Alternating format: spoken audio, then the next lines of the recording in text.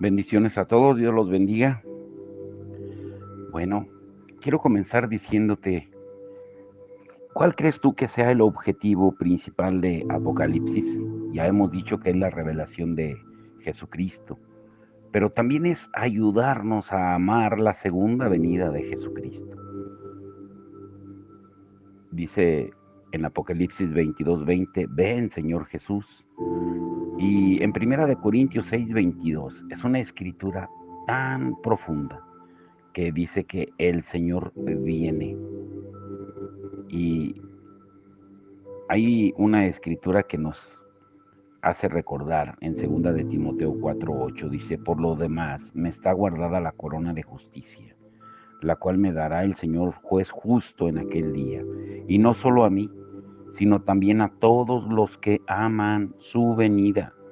Recibir una corona de justicia es la promesa para todos aquellos que aman la segunda venida de Cristo. Oramos por su venida porque amamos su venida. La oración, ven Señor Jesús, nace de un anhelo más profundo, amar su venida. Y ese amor expresa deseo, anhelo, esperanza. No es una acción del cuerpo, se trata de un afecto espiritual del corazón. Cuando digo espiritual me refiero a que es producto de la obra del Espíritu Santo. No es de sorprender que el Espíritu Santo produzca amor de corazón por la venida de Cristo, porque la obra más esencial del Espíritu en el corazón humano es glorificar a Jesús. Jesús dice del Espíritu en Juan 16:14, Él me glorificará. Por lo tanto, nuestro amor por la segunda venida, que nace del Espíritu, no es una fascinación con un suceso que relega a Cristo. Es un anhelo por su presencia y por su gloria, que expresa una fascinación por Él. Es una extensión de nuestro amor por Cristo, la clase de amor que Jesús buscaba en Mateo 10:37, cuando Él dijo, el que ama a padre o a madre más que a mí, no es digno de mí. El que ama a hijo o a hija más que a mí, no es digno de mí. Cualquier amor por la segunda venida que no constituye una extensión de ese afecto supremo por la persona de Jesús, no es la obra del Espíritu Santo que exalta a Cristo. No es el amor al que Pablo promete una corona y no es lo que buscamos. Esa clase de fe, de rescate y de rectitud son obras del Espíritu de Dios.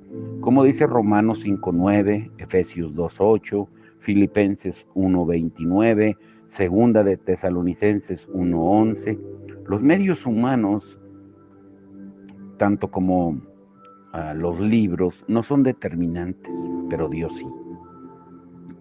Y con todo, los medios humanos son designados por iniciativa divina.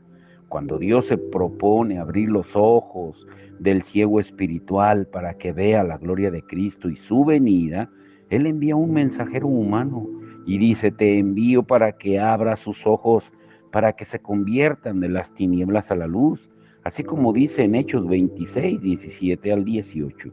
Es así como Dios despierta el amor por la segunda venida. Él abre los ojos de los ciegos para que vean la grandeza, la gloria y el valor inestimable de la venida de Cristo. Y lo hace por medio de la verdad bíblica acerca de la venida de Cristo y a través de maestros humanos que señalan esa verdad. Ahora, escucha esto. ¿Por qué fue tan estricto en decirle a la primera iglesia de Éfeso que estudiamos ayer que tenía una cosa contra ellos y que volvieran a su primer amor? Si estamos hablando del amor, hay una escritura en Primera de Corintios 16:22 y dice, el que no ama a Jesucristo sea maldito, anatema. ¿Cuál es el primer mandamiento? Mateo 22:37-40 dice, amar a Dios y amar al prójimo. En eso se cumple toda la ley. Primera de Juan 4:8 dice que el que no ama es porque no ha conocido a Dios. Pero la pregunta es, ¿por qué el Señor da esas amonestaciones a esas iglesias. Y 7 iglesias. ¿Qué significa el 7 en la Biblia? Bueno, significa plenitud, perfección. Entonces, ¿Jesús le habla a 7 iglesias o a una sola iglesia?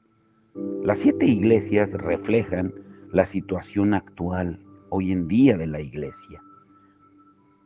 El título de hoy es Apocalipsis, el novio preparando a su novia. La relación del novio con la novia. Ayer estudiamos a una iglesia, a la primera. Hoy toca a Esmirna y a algunas que podamos estudiar más.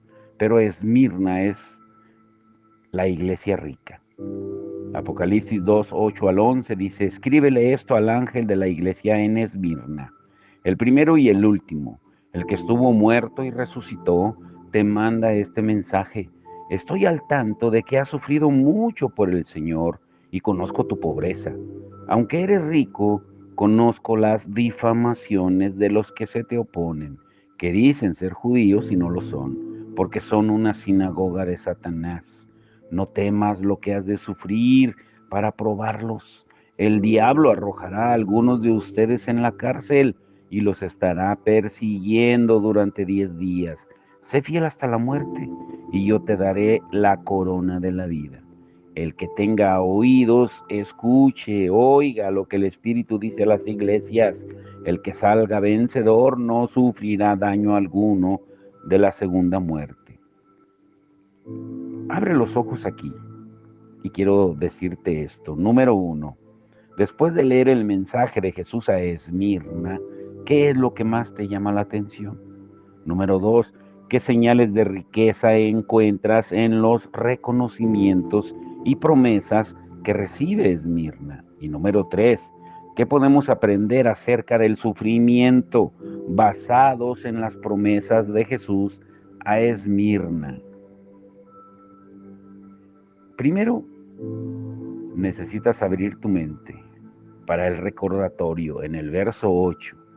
La ciudad de Esmirna es la única de las 7 ciudades de Asia Menor mencionadas en Apocalipsis que aún sigue en pie. Fue fundada un par de milenios antes de Cristo. Esmirna es cuna de hombres célebres como Homero, autor de la Ilíada y la Odisea. En el año 600 antes de Cristo fue devastada por completo por los lidios, permaneciendo así por 3 siglos hasta que en el año 290 antes de Cristo volvió a vivir. Interesantemente, Jesús se presenta a Esmirna como el que estuvo muerto y resucitó. Esmirna debía observar en su propia historia la metáfora de la vida después de la muerte y la gloria después de la humillación que Jesús estaba invitándolos a considerar. En el verso 9 hay un reconocimiento. El reconocimiento que Jesús hace a cada una de esas iglesias se basa en sus obras. Pero ¿por qué son tan importantes las obras? ¿Acaso distinguen a los discípulos de Jesús? ¿Se propone Dios llevar a cabo algo especial a través de ellas? ¿Qué relación existe entre las obras y la fe? Esmirna era el centro más importante para la adoración o culto al emperador, el cual era básicamente una mezcla de teocracia y monarquía, de cuyos sacrificios y prácticas religiosas estaban exentos los judíos. El Imperio Romano hacía distinción entre judíos y cristianos, y estos últimos, los cristianos, eran obligados a participar en prácticas paganas, siendo perseguidos, maltratados y privados de sus derechos. Y por esto los cristianos comenzaron a empobrecerse, siendo privados de sus pertenencias y siendo cruelmente torturados, mientras que los judíos, al ser empoderados por los romanos para perseguirlos, son considerados en el mensaje a las 7 iglesias como una sinagoga de Satanás. Y Jesús desafía lo terrible de sus circunstancias llamándolos ricos. La enseñanza del Evangelio deja en claro que la riqueza no tiene que ver tanto con lo que tienes, sino con lo que eres. En Lucas 6:20 dice la palabra de Dios: Él entonces miró a sus discípulos y les dijo: dichosos ustedes los pobres, porque el reino de Dios les pertenece. Santiago, el hermano del Señor Jesucristo, escribe acerca de esa misma verdad, haciendo eco de las palabras, y dice en Santiago 2:5: escuchen, hermanos queridos, Dios ha escogido a los que son pobres según el mundo para que sean ricos en fe y reciban como herencia el reino que Él prometió a quienes lo aman. ¿De cuántas maneras puede ser enriquecida una persona, una familia o una comunidad como Esmirna al confiar en Jesucristo como su Señor y Salvador? Era evidente que Jesús había escogido a Esmirna para enriquecerla con toda bendición espiritual, como dice Efesios 1:3, para que a su vez esta comunidad enriqueciera a otros con los tesoros eternos del Evangelio, como dice 2 Corintios 6:10.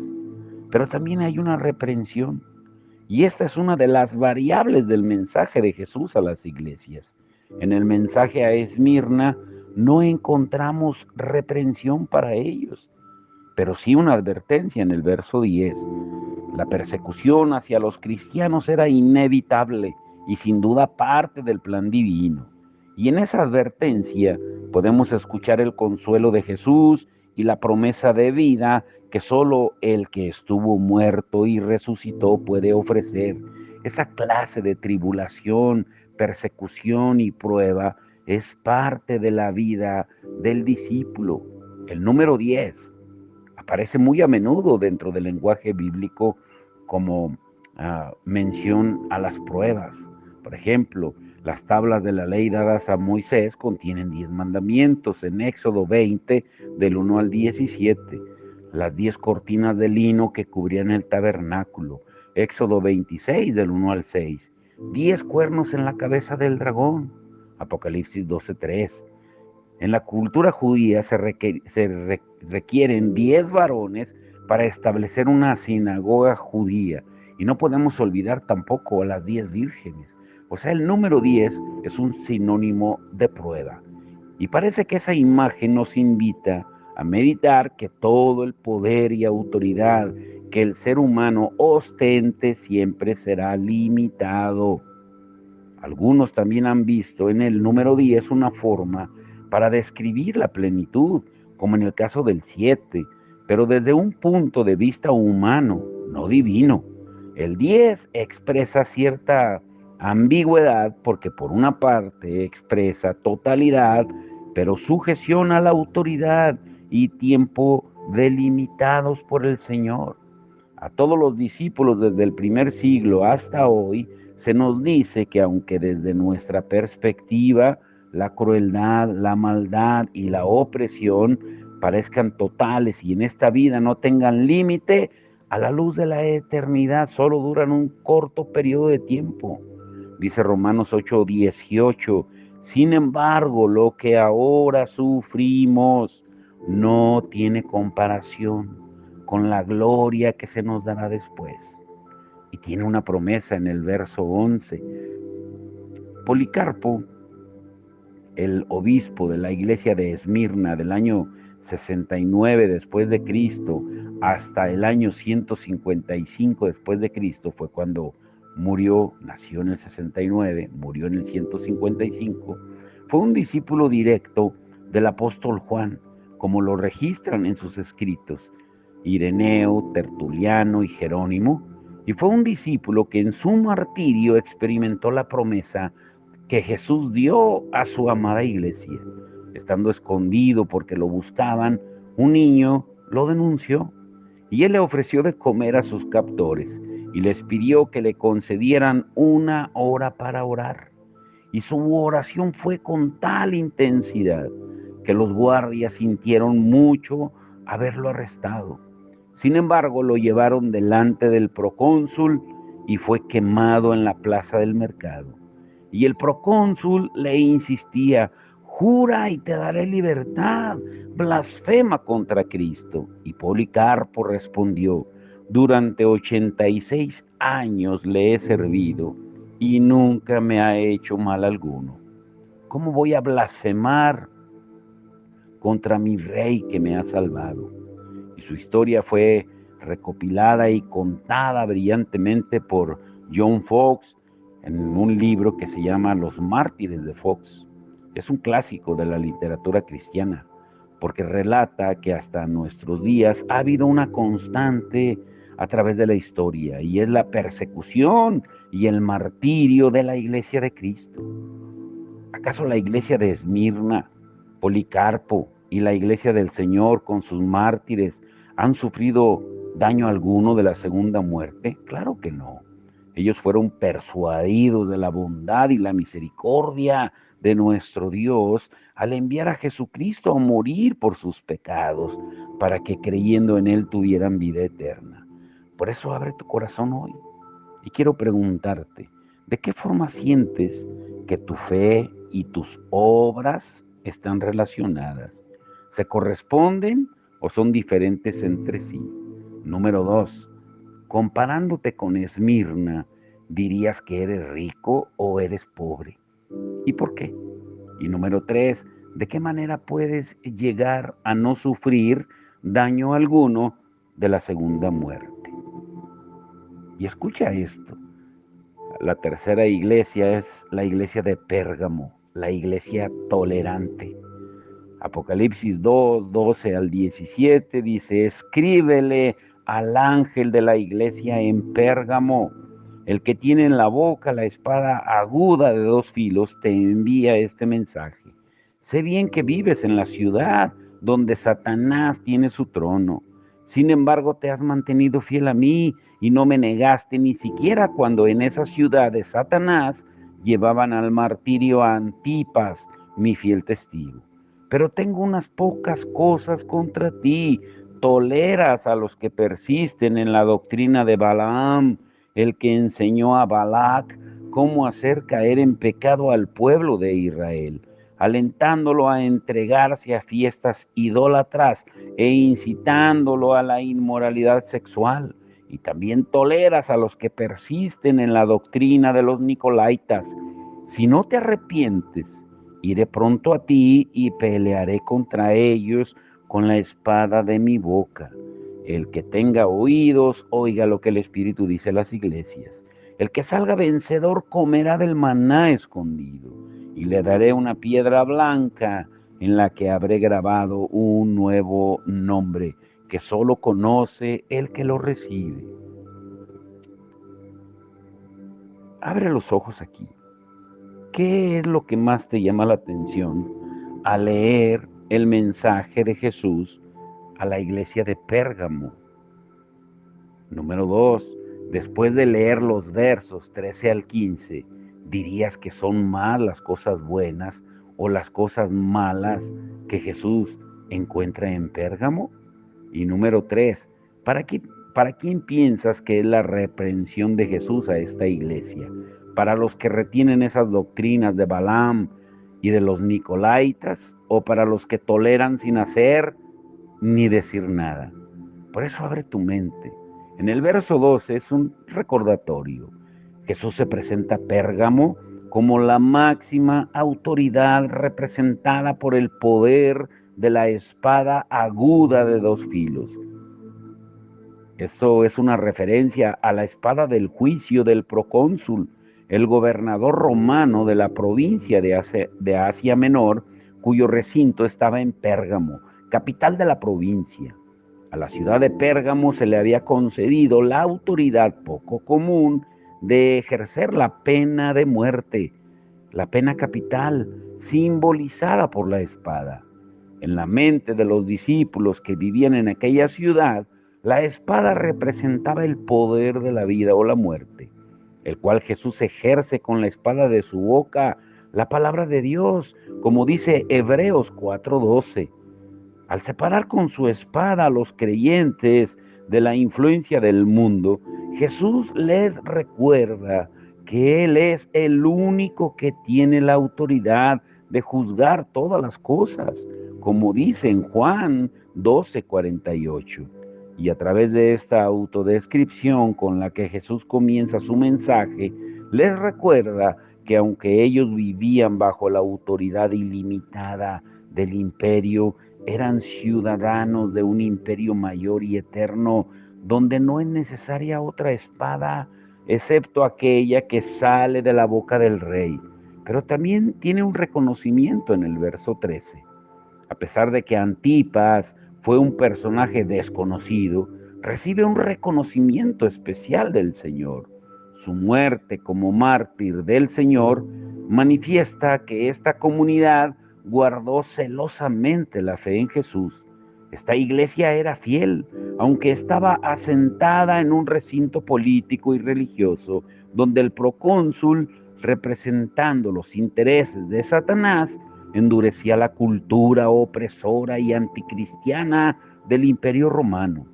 Y desde sus inicios, el libro de Apocalipsis denuncia la tiranía y la opresión de un imperio que busca a toda costa defender sus intereses políticos y económicos. ¿Cómo no reconocer a aquellos discípulos que mantienen su fidelidad y compromiso para dar testimonio de Jesús en este lugar de tanta oposición al Evangelio?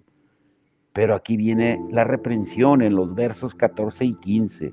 La corrupción de la iglesia no vino por alguna vía externa.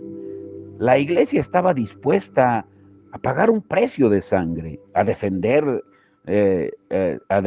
de cualquier ataque a la fe y al nombre de Jesús. Pero, ¿qué de aquellos ataques que vienen de los que se consideraban seguidores de Jesús? O sea, desde adentro. La reprensión de Jesús es porque tenían en medio de ellos a aquellos que poseían la doctrina del profeta Balaam. La historia de Balaam está en el libro de Números. Balac era el rey moabita y prometió a Balaam pagarle honorarios muy jugosos si maldecía al pueblo de Israel, quienes estaban a punto de invadirlo. Y Balaam le pidió permiso a Dios, el cual le fue negado, y aún así él viajó para encontrarse con Balac, a pesar de que su burra de carga le habló y le reprendió. A pesar de su necedad, Dios utilizó al profeta para dar 4 mensajes de cómo Dios habría de bendecir a Israel. Y Balaam no pudo maldecir a Israel, así que elaboró otro plan, la seducción. Balaam instruyó a los moabitas a convencer a los hombres de Israel para que participaran en la adoración a Baal, el dios de los cananeos. Lo que no pudo hacer Balaam, maldiciendo a Israel, lo consiguió seduciéndolos. Pérgamo había caído en esa trampa. Lo mismo sucedía con los que toleraban a los que persistían en la doctrina de los nicolaitas. Y escucha esto, en el momento en que la iglesia deja de ser contracultural, o sea, que va en contra del mundo, compromete su mensaje, abrazando los valores temporales de la época, perdiendo así su influencia y su razón de ser. No sabemos exactamente qué enseñaba esta agrupación herética o secta religiosa de los nicolaitas, pero era algo rechazado por Jesús.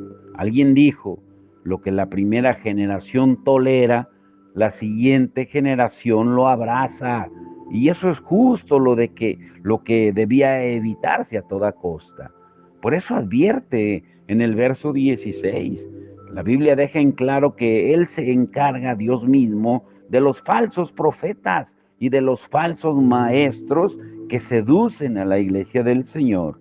El salmista dice en el Salmo 34:21, al malvado ciertamente le sobrevendrá calamidad. El llamado de Jesús para Pérgamo es un llamado al arrepentimiento, a la acción, a abandonar la tolerancia.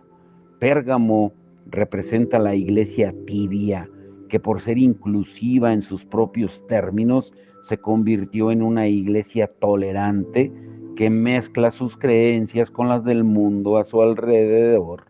¿Y qué luz puede reflejar una iglesia si esa luz está empañada por el pensamiento humano que busca sus propios placeres e intereses mezquinos y autodestructivos? Ahora, la iglesia ha comprometido su mensaje, que es más que relevante y adecuado para el mundo en que vivimos. La iglesia de Jesucristo es esencialmente y debe de ser contracultural, ya que anuncia el reino de Dios. En el momento en que la iglesia deja de ser contracultural, compromete su mensaje abrazando los valores temporales de la época y perdiendo así su influencia y su razón de ser. Pero hay una promesa en el verso 17. Un mensaje como el que Jesús le da a Pérgamo necesita ser escuchado y guardado por cada discípulo de Jesucristo de hoy en día. Jesús nos advierte en Juan 12:48, el que me rechaza y no obedece mis palabras, tiene quien lo juzgue. La palabra que yo he hablado será la que lo juzgue en el día final. Esta batalla se gana poniendo atención y obedeciendo la palabra de Dios. Y hay tres cosas que le son prometidas a la iglesia de Pérgamo. El maná escondido. Dios sostuvo milagrosamente la vida de su pueblo a través del desierto rumbo a la tierra prometida, dándoles el maná del cielo. Una porción de ese maná fue escondido en el lugar santísimo. Pero Jesús es el maná verdadero que descendió del cielo, como Él lo dice en Juan 6, 48 al 51. Es quien da vida a su iglesia. Aunque está escondido de nuestra vista, pronto todo ojo lo verá. Y también promete una piedra blanca. En las competencias deportivas de ese tiempo, los campeones también eran condecorados con una piedra blanca que le servía como entrada a la celebración de campeones. Y esa es una bella metáfora acerca de lo que Dios tiene reservado para todos los campeones de la fe, porque dice que dará la otra promesa un nombre nuevo. Dios le cambió el nombre a algunos de los patriarcas, como Abraham en Génesis 17:5, a Jacob en Génesis 32:28, a los cuales consideró como grandes héroes de la fe. Pero abre el corazón para ir concluyendo por hoy. Mañana seguiremos examinando las otras iglesias. ¿Qué es la Biblia para ti? Es un libro interesante, lleno de sabiduría. Es importante para tu fe, la máxima autoridad en tu vida, la palabra de Dios, una espada aguda de dos filos. ¿O qué es para ti? Número 3. ¿Eres en tu familia y tu iglesia como un termómetro que refleja la temperatura espiritual a tu alrededor? ¿O eres como un termostato que establece o cambia la temperatura si es necesario? El que tenga oídos para oír, oiga. Y número 3, ¿puedes recordar algunos versos en el Nuevo Testamento que hablen de la responsabilidad que tenemos de cuidarnos espiritualmente unos a otros? Y te quiero dejar con estas preguntas adicionales. ¿Cuáles son los aspectos de la cultura del mundo que ya están presentes en tu familia o en tu iglesia? ¿Por cuáles de estas prácticas estás más triste y cargado y te sientes llamado o llamada a hacer algo? ¿Y qué puedes hacer para poner fin a la mentalidad del mundo que reduce a la Biblia a ser un libro de fábulas? ¿Qué es lo que está dañando tanto? Bueno, mañana lo continuaremos viendo. Mañana examinaremos las otras iglesias. Pero Vuelvo a recordarte, Apocalipsis es una invitación a revisar esta carta apasionada del Señor con ojos frescos, desde una perspectiva misional, contemplando el rol y llamado que los cristianos debemos asimilar en la época actual.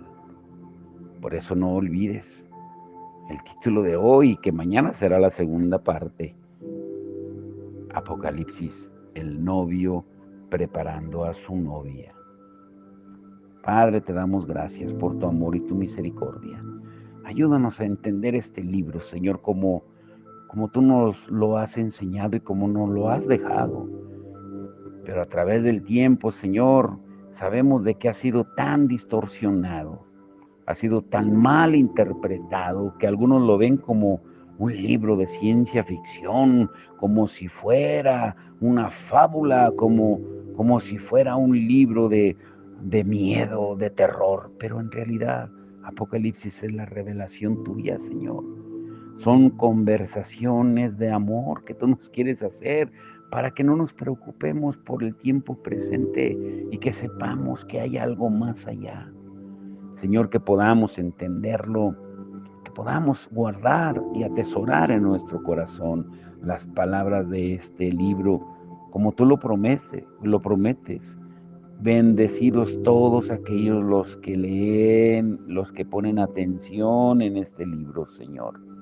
Es tiempo de que cada uno de nosotros entendamos, Señor, pero no de acuerdo a como dice el hombre o de acuerdo a como muchas veces queremos malinterpretar, poniendo énfasis a esas verdades que muchas veces las queremos hacer absolutas, nuestras, con nuestras propias interpretaciones, pero sin querer corregir lo que tú estás llamando a cada iglesia.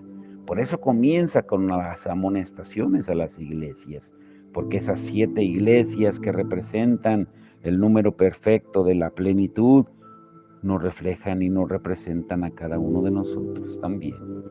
Ayúdanos, Señor, a entenderlo y ponerlo por obra. En el nombre de Jesucristo. Amén y amén.